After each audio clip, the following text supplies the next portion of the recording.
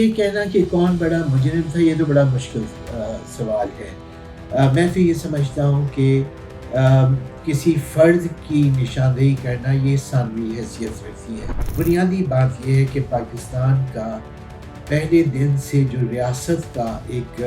فلسفہ بنا، ریاست سازی جس طرح سے ہوئی، جن اداروں نے ریاست سازی کی اور ریاست کے اوپر غلبہ حاصل کیا، بنیادی تو ذمہ داری ان کی ہے کہ وہ جتنی بھی پھر پاکستان میں صرف مشرقی اور مغربی پاکستان کی دوئی کی بات نہیں ہے،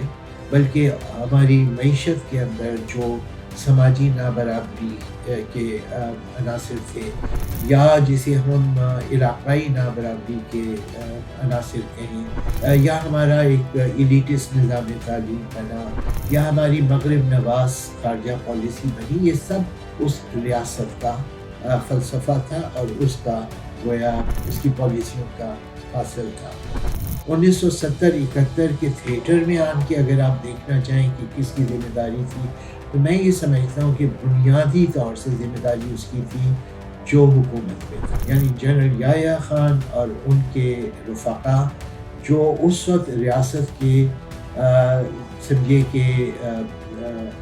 پاور اسٹرکچر میں بیٹھے ہوئے تھے،